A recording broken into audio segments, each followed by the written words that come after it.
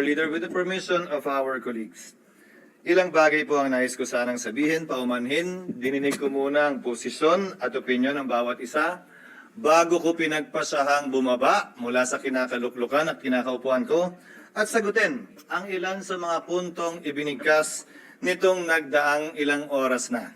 Una, nasabi na maikli lamang naman na panahon ang kailangan gugulin para dito, bakit hindi pa ginawa noon?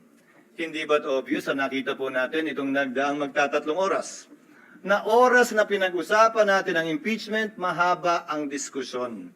Hindi ito simpleng 30 minuto lang sa pag-issue ng summons dahil kailangan pahintulutan at payagan ang mahaba at malayang debate.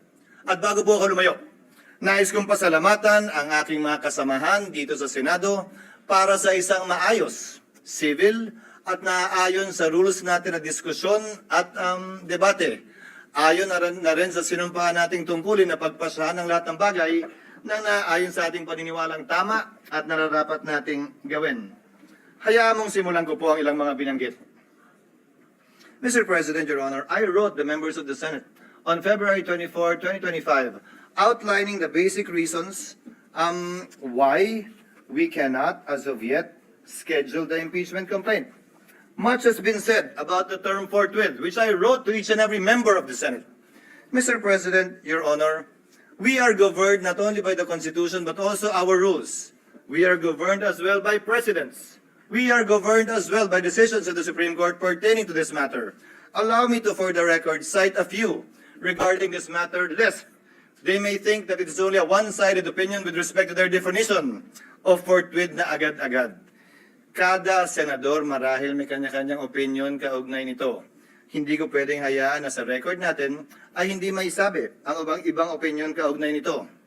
Una, nakasaad po sa saligang batas kaugnay sa papel na dapat gampanan ng Kamara na dapat tugunan nila ang pagsampa ng impeachment complaint sa loob ng mga takdang panahon. Kung ilang session days para ilagay sa calendar, ilang session days para ilagay sa Committee on Justice, ilang session days para pagpasahan, ilang session days para pagdesisyonan ng plenaryo ng Kamara. Nakalagay din sa rules ng Kamara.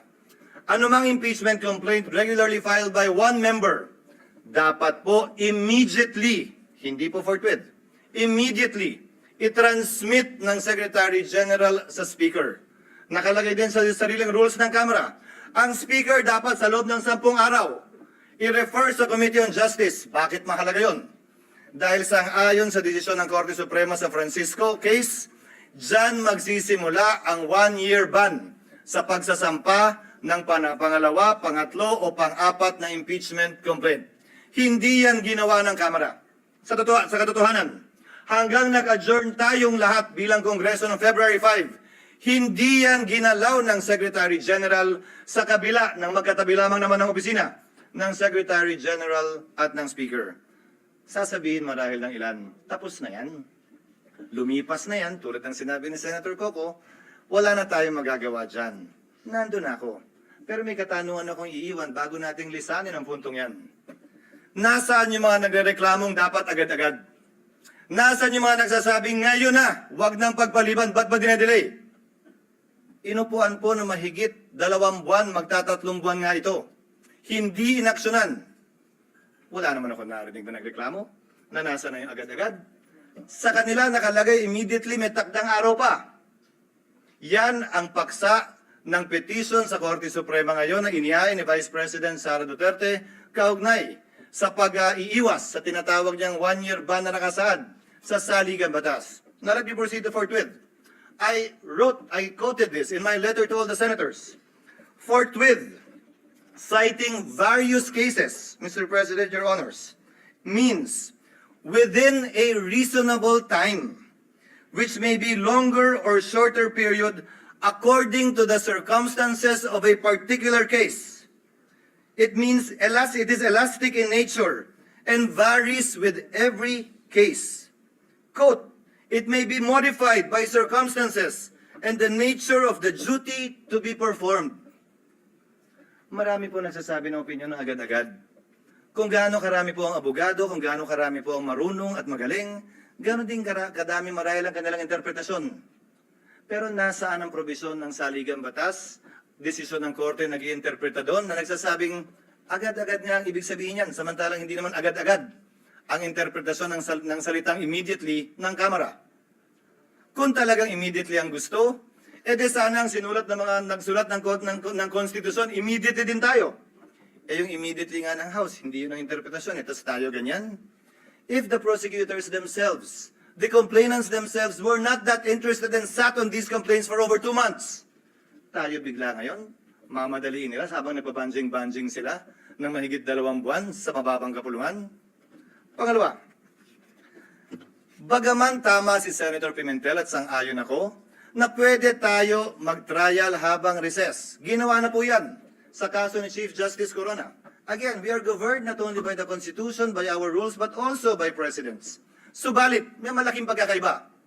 Dapat nasimulan, na-refer, at nagkaroon ng plenary action sa articles of impeachment upang makonstitute ang impeachment court bago ito magpatuloy habang recess.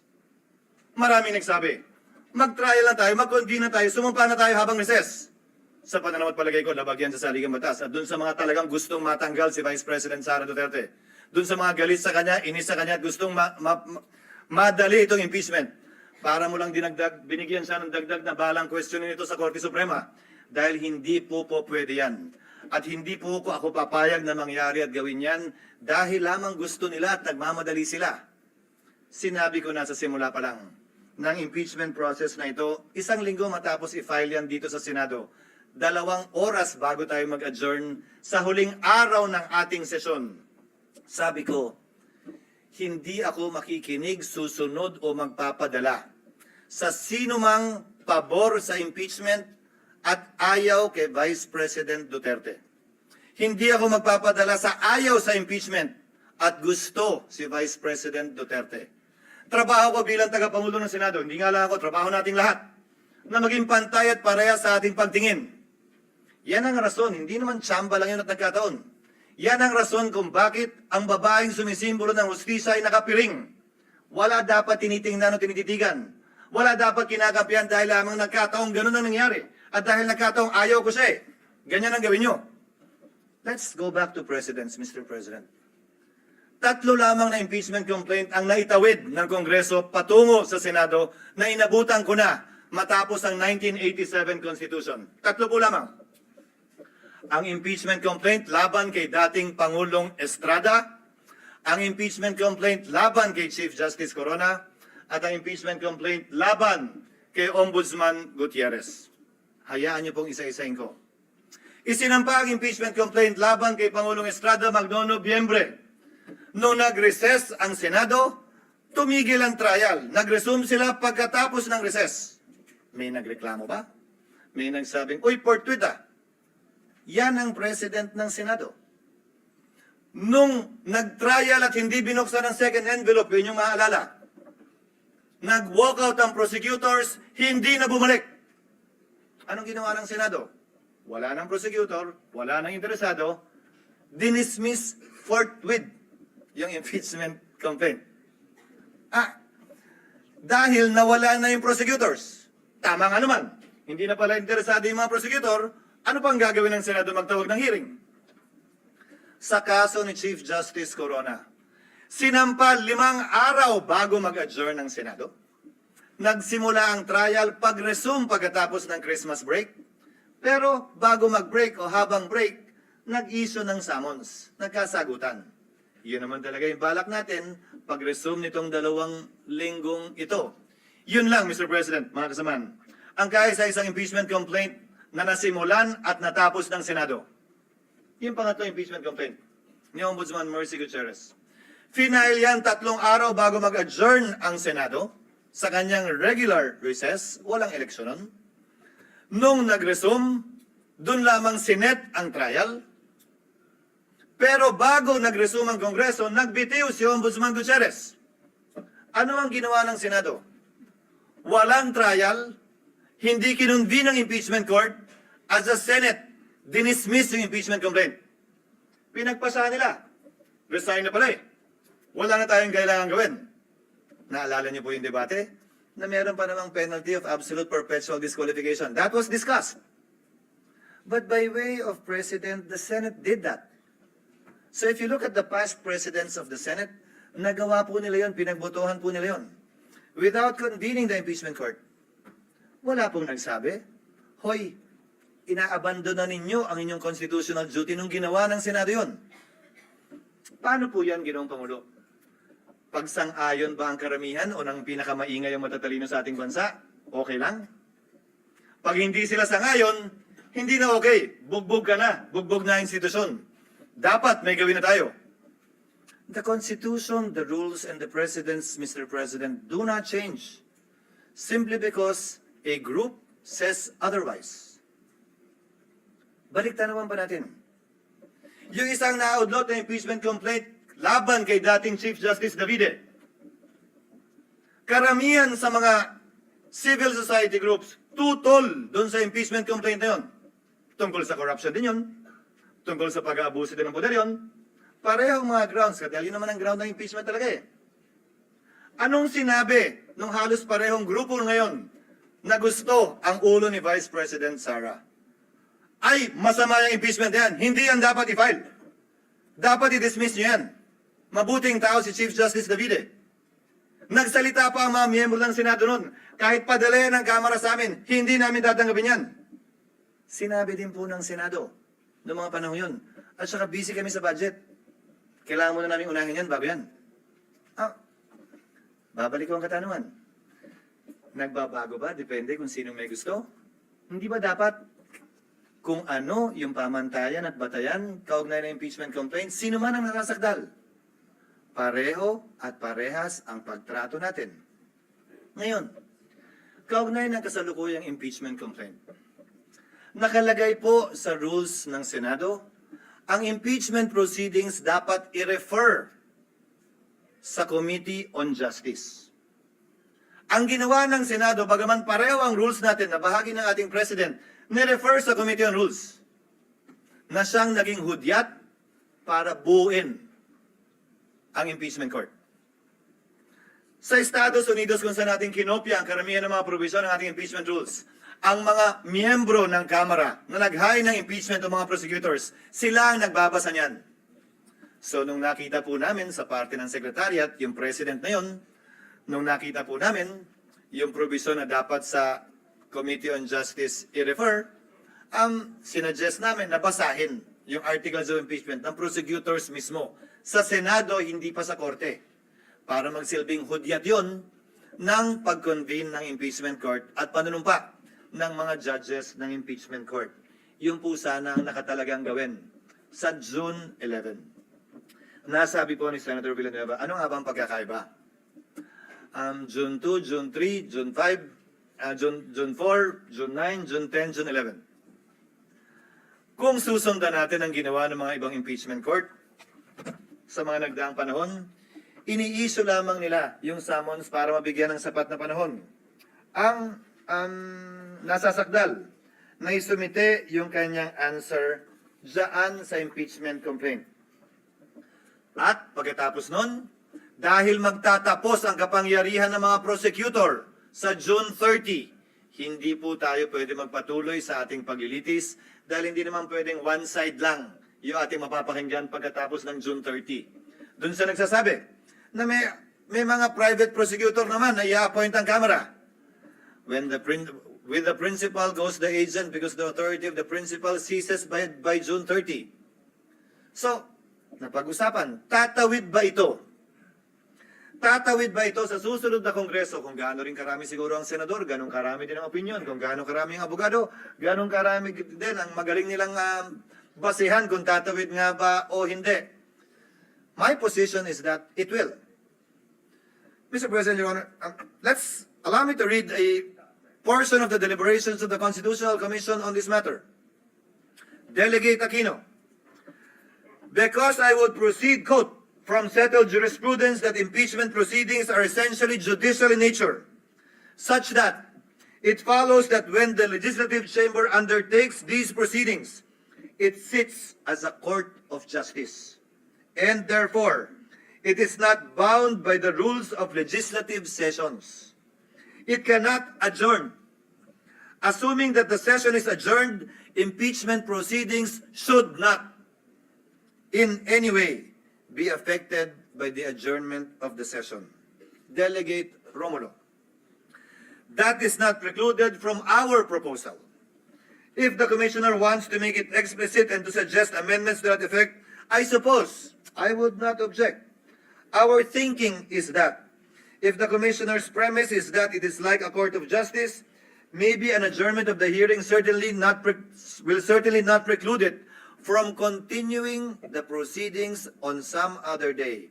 In other words, it could not lose jurisdiction just because of adjournment. Add to that, Mr. President, what the minority leader said during earlier sessions we've had.